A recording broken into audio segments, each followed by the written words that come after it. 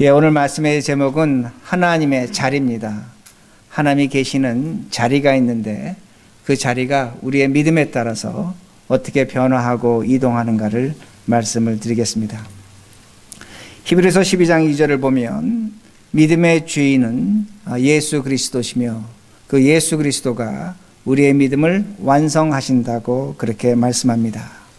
믿음의 주인이 하나님이 되십니다.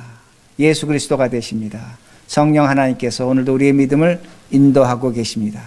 우리는 그렇게 믿음을 고백하고 있는데 오늘 우리 스스로가 질문해 받을 것은 오늘 그 믿음의 주인 예수 그리스도가 우리 안에서 어디에 자리를 차지하고 있는가입니다. 예수님이 우리 안에서 어떤 자리를 차지하고 있는가입니다. 음식문화학자인 주영아라는 사람이 한국인은 왜 이렇게 음식을 먹는가라는 그 책이 있습니다. 아주 재밌게 쓴 글인데 그 중에 하나를 보니까 식탁이라는 자리, 그러니까 식사하는 자리에 음식을 먹을 때 앉는 자리가 굉장히 우리에겐 중요하다고 그렇게 말을 합니다. 우리 과거에 우리 조상들은 식사를 할 때 그 집안의 주인, 그렇지 않은 가장 권위 있는 사람은 상석에 앉았습니다. 아랫목에 앉았습니다. 아랫목은 따뜻하고 번잡스럽지 않았습니다. 그 대신 그 집안의 가장 힘이 없는 사람은 말석 문 옆에 앉았습니다. 문 옆에 앉으면 찬바람도 많이 들어오고 번잡스러운 자리였다는 겁니다. 그렇게 상석은 아랫목이었다고 말합니다. 그러나 1980년대에 한국의 그 가정에 아파트가 많이 이제 생활을 하기 시작하면서 난방이 들어오면서 사람들이 식탁을 사용하기 시작했습니다. 식탁을 사용하면서 그 집안의 가장 편안한 자리, 주인이 앉는 자리는 어딘가? TV가 바라보이는 자리라고 말합니다. TV를 볼 수 있는 자리라고 그렇게 말합니다. 그 자리가 바로 상석이라고 그렇게 말하고 그 집안의 가장 힘없는 사람은 TV를 등지고 앉는다고 그렇게 말합니다. 그래서 올림픽이 중계되는데 아마 여러분이 쉽게 상상을 하실 겁니다. 그런데 때로는 식사를 그 아파트에서 먹지만 상을 놓고 펴놓고 먹을 때는 한 가지가 더 추가가 된다고 합니다. 가장 편안한 자리, 상석의 자리는 바로 소파를 등에 대고 앉는 자리라고 합니다. 그리고 TV를 본다고 그렇게 말을 합니다. 이게 우리가 갖는 전통적인 식사의 자리라는 겁니다. 제가 말씀드리는 것은 그 집안에 권위 있는 자, 힘 있는 자, 책임 있는 자는 상석에 앉는 겁니다. 그 자리를 존중해 주는 겁니다. 그런 집안이 되는 집안이고 그 권위 있는 자가 얘기하는 걸 듣는 것이고 그 권위 있는 자에 의해서 그 집안이 이끌어져 가는 것입니다. 이걸 우리가 분명히 알 수 있다는 겁니다. 오늘 우리가 믿음의 주인이 하나님이라고 그렇게 우리가 고백을 합니다. 그러나 우리가 믿음 생활하면서 신앙 생활하면서 하나님을 상석에 뒀는가 말석에 뒀는가를 깊이 생각해 보셔야 합니다. 오늘도 우리는 하나님을 믿는다고 하면서 하나님을 어떤 면에서 말석에 두고 있다는 겁니다. 우리가 우리의 그 중심의 자리 가운데 편안한 자리를 차지하고 하나님 믿는다고 그렇게 말하고 있다는 겁니다. 그런데 더 놀라운 것은 오늘 성경이 우리에게 보여주는 것은 뭐냐면 하나님께서 스스로 말석의 자리에 가신다는 겁니다. 낮은 자리에 가신다는 겁니다. 하늘 자리를 버리시고 우리 하나님께서 가시는 자리가 있는데 그 자리는 아주 낮은 자리까지 내려가신다는 겁니다. 그러므로 우리가 하나님을 주인으로 섬긴다면 하나님께서 오늘도 우리와 함께 교제하며 우리의 기도를 응답하시며 하나님과 함께 신앙생활 한다면 하나님의 인도하심을 받겠다면 하나님은 어느 자리에 두어야겠는가 합니다. 하나님이 낮은 자리로 가십니다. 그 낮은 자리에 가시는데 우리가 그렇게 해야 되는가 합니다. 물론 우리가 하나님께서 우리에게 많은 것을 주실 텐데 우리가 어떤 자리로 하나님을 모셔야 될까를 깊이 생각해야 된다는 겁니다. 오늘 본문은 아브라함이 믿음의 조상이라고 그렇게 말씀합니다. 아브라함이 믿음의 조상이 되는 이유는 딱 하나입니다. 아들 이삭을 얻는 과정에서 아브라함은 믿음의 조상이라고 그렇게 성경은 가르쳐 줍니다. 그러나 이 말씀은 유대인들에게 굉장히 생소합니다. 아브라함이 믿음의 조상이다. 그들은 절대로 그렇게 생각하지 않습니다. 유대인들에게 있어서 그들의 신앙의 조상은 모세입니다. 그들에게 있어서 신앙의 조상은 모세인데 모세는 그들에게 모세 오경 율법을 주었습니다. 토라를 주었습니다. 하나님의 말씀을 주었고 그렇게 살라고 명령을 했습니다. 그러기에 유대인들에게 있어서 그들의 신앙의 조상은 누구냐고 말씀할 수 있냐면 바로 모세라는 겁니다. 그런데 지금 바울은 로마서에서 신앙의 조상이 믿음의 조상이 아브라함이라고 그렇게 강조하고 있다는 겁니다. 그러기에 지금 두 가지가 대치되고 있는 겁니다. 하나는 믿음이라는 것이 나오고 하나는 율법이 나오는 겁니다. 아브라함이 나오고 모세가 나오고 있는 겁니다. 자, 우리가 여기서 무엇을 봐야 하는가입니다. 여러분, 율법이라는 것은, 법이라는 것은 법을 지키는 자는 의로운 자입니다. 법을 지키지 않는 자는 죄인입니다. 법이라는 것은 사랑을 나타내는 것보다 징계성이 강합니다. 그리고 그 법 앞에서는 우리 모두 너무나 잘 알고 있고 오늘 성경 말씀도 가르쳐주고 있지만 법을 지킬 수 있는 사람은 없다는 겁니다. 법으로 말미암아 모든 사람이 죄인이 된다는 겁니다. 그러기에 성경은 우리에게 새로운 길을 제시하고 있는 겁니다. 신앙생활에 새로운 길을 제시하는데 그것이 뭐냐? 믿음이라는 겁니다. 믿음이 조상 아브라함을 통해서 우리가 믿음을 배울 수 있다고 그렇게 말씀합니다. 그러게 16절을 보시기 바랍니다. 16절, 그러므로 상속자가 되는 그것이 은혜에 속하기 위하여 믿음으로 되나니 이는 그 약속을 그 모든 후손에게 굳게 하려 하심이라. 율법에 속한 자에게 뿐만 아니라 아브라함의 믿음에 속한 자에게도 그러하니 아브라함은 우리 모든 사람의 조상이라. 아브라함이 모든 사람의 믿음의 조상. 지금 성경은 우리에게 새로운 신앙의 패러다임을 주고 있는 겁니다. 새로운 신앙의 문을 열어주고 있는 겁니다. 이제는 하나님을 믿는데 믿음으로 말미암아 구원을 받는다고 그렇게 말씀합니다. 오늘 제가 좀 전에 읽어드린 16절 말씀은 굉장히 복잡합니다. 그러나 제가 간단하게 정리한다면 우리가 하나님의 상속자, 자녀가 되는 길은 하나님을 믿음으로 된다는 겁니다. 근데 그 믿음은 뭐냐? 오늘 성경 말씀이 분명히 가르쳐 주는 것이 은혜라는 겁니다. 믿음은 은혜라는 겁니다. 믿음은 하나님께서 은혜로 주실 때만 믿을 수 있다는 그 말씀입니다. 제가 다시 말씀드린다면 구약 성경의 율법을 보시기 바랍니다. 구약 성경을 보면 율법으로 하나님의 자녀가 됩니다. 이스라엘 백성이 모세와 같이 모세를 통해서 그렇게 언약을 계약을 맺었습니다. 그러나 율법을 다 지키지 못합니다. 지킬 수 없다는 겁니다. 법을 지키지 못하는 겁니다. 법은 100% 완벽하게 지키지 못하는 겁니다. 그러니까 구약 성경을 통해서 우리에게 보여준 건 뭐냐면 하나님의 자녀가 되지 못하는 겁니다. 하나님의 자녀가 되는 길이 율법으로는 이루어지지 않는다는 겁니다. 그러기 17절에 이렇게 말씀이 나옵니다. 기록된 바 내가 너를 많은 민족의 조상으로 세웠다 하신 것 같으니 그가 믿은 바 하나님이 죽은 자를 살리시며 없는 것을 있는 것으로 부르시는 이시니라. 자, 아브라함이 하나님을 믿었는데 없는 것을 있게 하시는 겁니다. 죽은 자를 살린 하나님으로 아브라함을 믿었다고 그렇게 말씀합니다. 하나님은 없는 것을 있게 하십니다.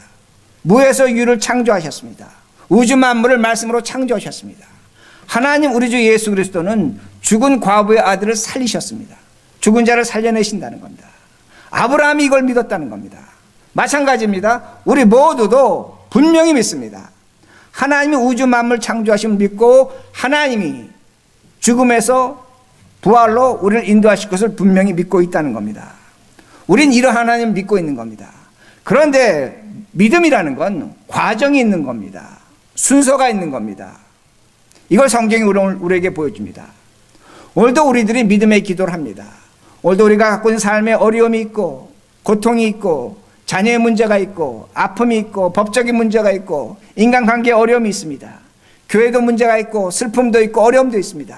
우리 하나님께 믿음으로 기도합니다. 하나님 이 문제를, 이 어려움을, 이 질병을, 이 고통을 해결해 달라고 우리는 기도하고 믿고 있다는 겁니다. 그런데 이 믿음을 이렇게 믿고 기도하는데 어떻게 이것이 응답될 수 있는가 합니다. 다시 말씀드립니다. 율법으로는 안 된다는 겁니다. 율법으로는 안 된다는 겁니다. 여러분 구약 성경을 보면 신명기에 이런 말씀이 있습니다. 너희들이 계명을 지키면 들어와도 복을 받고 나가도 복을 받는다는 겁니다. 예를 든다면 10계명이 있습니다. 10개의 계명이 있습니다. 10개의 계명만 완전히 지킨다면 너희들은 들어와도 복을 받고 나가도 복을 받는다고 하나님께서 말씀하십니다. 우리의 문제를 모두 해결해 주시겠다고 그렇게 말씀합니다. 그러나 우리 가운데 누가 10개의 계명을 완벽하게 지킬 수 있는가 합니다. 법이라는 거 지킬 수 없습니다. 교통법이 있습니다. 지키라고 만든 겁니다. 저도 때로는 빨간불에 지나갑니다. 스탑사인에 서지 않습니다. 법은 우리를 무엇으로 만드냐면 죄인으로 만듭니다. 그러게 나가도 복을 받고 들어와도 복을 받지 못하는 겁니다. 이것이 법이라는 겁니다. 법은 우리를 죄인으로 만들 뿐만 아니라 하나님으로부터 우리의 문제가 해결되는 길을 막고 있다는 겁니다. 그러기에 아브라함을 통해서 지금 뭘 말씀하고 있냐면 없는 것을 있게 하시고 죽은 자를 살리신 하나님을 믿으라는 겁니다. 먼저 우리가 하나님을 믿을 때 우리 하나님께서 우리의 문제를 통해서, 우리의 어려움을 통해서, 아픔을 통해서 우리에게 믿음을 심어주십니다. 고통스러운 일이 있습니다. 해결되지 않습니다. 기도합니다. 기도하면서 신앙이 생기고 하나님을 믿습니다. 중요한 겁니다. 믿음의 과정입니다. 그러나 그 믿음은 아니라는 겁니다.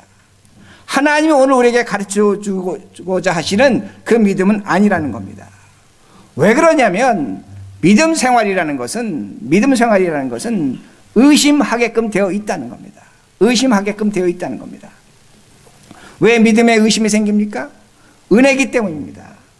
제가 좀 전에 믿음은 은혜로 주어진다고 말씀을 드렸는데 믿음은 은혜로 주어지기 때문에 반드시 의심이 생깁니다.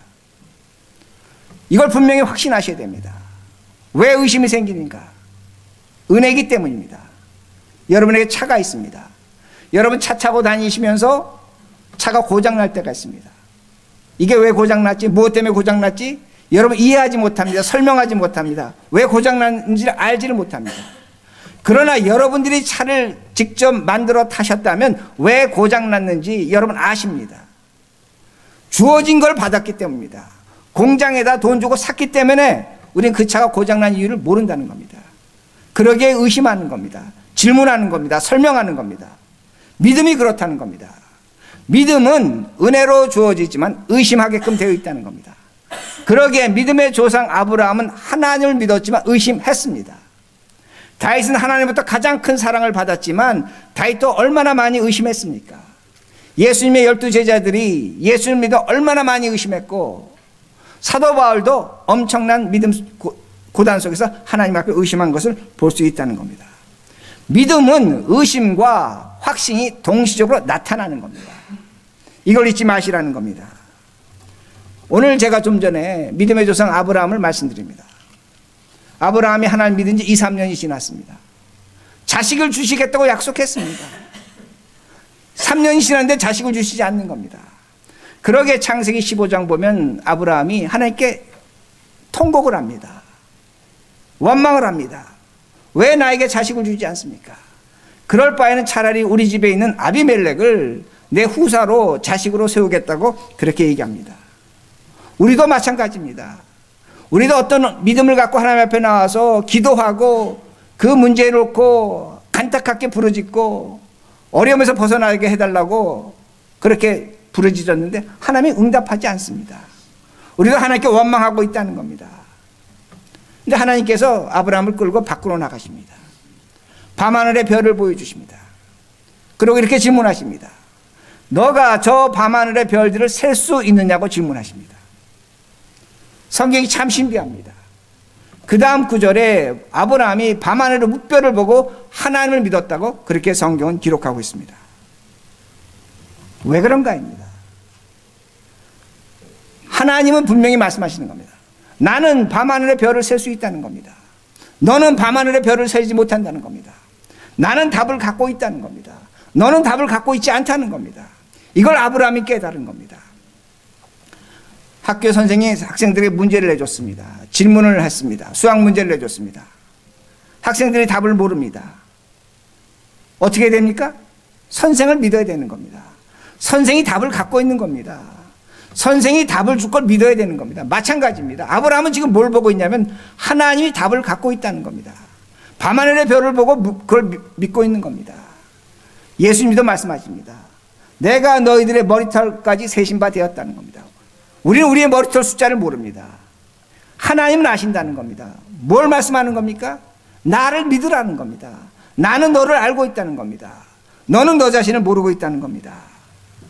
그러기에 오늘도 우리들이 신앙생활 하면서 답을 누가 갖고 있는가 합니다. 여러분이 답을 갖고 있습니까? 우리가 답을 갖고 있습니까? 아니라는 겁니다. 하나님이 답을 갖고 있다는 겁니다. 그런데 여기서 놀라운 사건이 나타납니다. 하나님이 아브라함을 설득하시는 겁니다. 설명하시는 겁니다. 여러분, 아브라함 당시에 신관에서, 고대 사상에서 하나님이 뭘 보여주며 설명한 것이 없습니다. 하나님이 지금 어떤 자리까지 오냐면 사람의 자리까지 오신 겁니다. 별 보여주시면서 설명하신 겁니다. 내가 답을 갖고 있다는 겁니다. 우리 하나님은 하늘에 계신 하나님이 아니라는 겁니다. 믿어보면, 신앙생활 해보면 하나님은 내 옆에 계십니다. 우리와 함께 계시는 겁니다. 오늘도 우리에게 설명하십니다. 우리를 설득시키십니다. 우리를 이해시킵니다. 우리를 위로하십니다. 이게 하나님이라는 겁니다. 하나님은 오늘도 하나님의 자리가 저 높고 위대한 하늘나라에 계신 것이 아니라 오늘 우리 옆에 계신다는 겁니다. 그러나 다시 말씀드립니다. 믿으면 믿을수록 의심은 생깁니다. 이건 피할 수 없는 일이라는 겁니다. 아브라함이 그렇게 믿었습니다. 근데 창세기 16장 가면 아브라함이 하나님 믿은 6년째 되는 해입니다. 6년째 되는 해인데 자식이 안 생기는 겁니다. 믿어도 해결 안 되는 겁니다. 그러니까 옆에 있던 아내 사라가 뭐라고 얘기하냐면, 나에게 여종이 있는데, 하갈이 있는데 저 여자에게 장가 가라는 겁니다. 우리 둘이 자식이 없으니까 이 많은 재산을 누구에게 물려줘야 되는데 자식을 얻자는 겁니다. 그러기에 자식을 얻습니다. 이스마엘을 얻는다는 겁니다. 그때 창세기 16장 16절을 보면 그때 아브라함의 나이가 86이었다고 말씀합니다. 성경이 참 신비합니다. 왜 아브라함 나이가 86이라고 성경은 그렇게 기록하고 있는가 합니다. 바로 그 다음 장이 창세기 17장입니다. 아브라함 나이 99살에 하나님이 나타나셨습니다.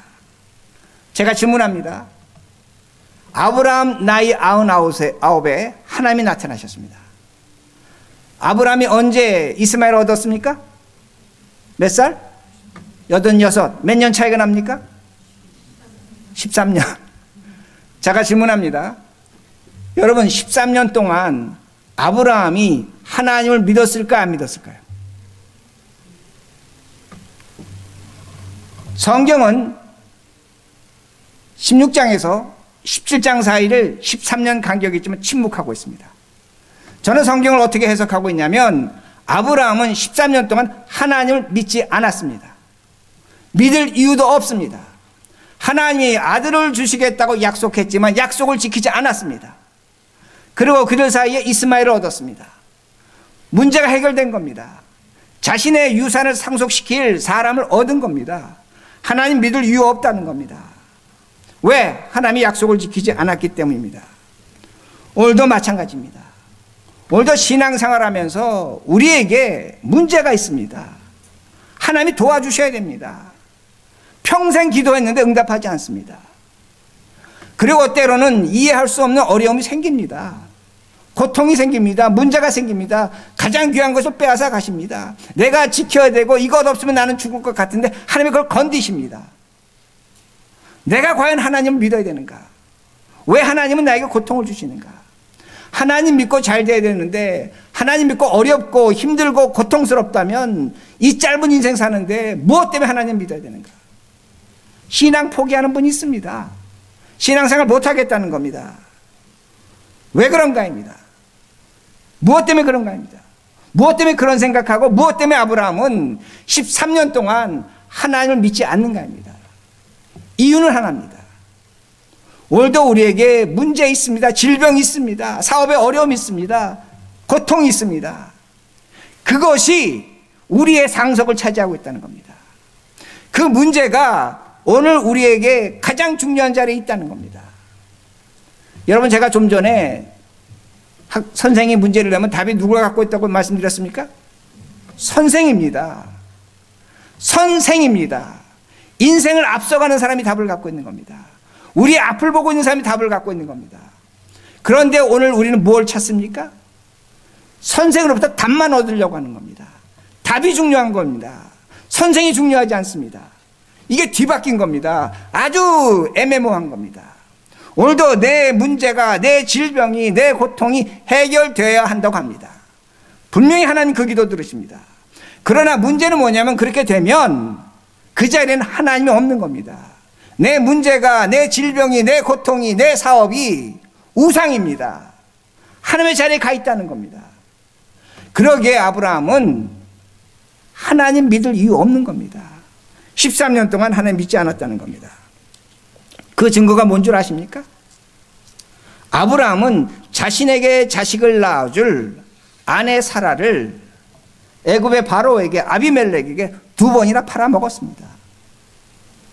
믿는 것 같지만 믿지 않다는 겁니다. 놀라운 건 뭐냐면 그럼에도 불구하고 하나님은 13년 후에 아브라함을 찾아오신다는 겁니다. 아멘? 이게 성경이고 이게 믿음이라는 겁니다. 믿음의 주인은 우리가 아닙니다. 내가 열심히 기도하고 내가 간절히 기도하고 금식하고 하나님 앞에 매달리고 중요합니다. 하나님이 그거 보시고 긍휼히 여기시고 불쌍히 여기시고 도와주실 수 있습니다. 그러나 잊지 마시라는 겁니다. 하나님이 찾아오시는 것이 믿음이라는 겁니다. 13년 후에 하나님이 찾아오십니다.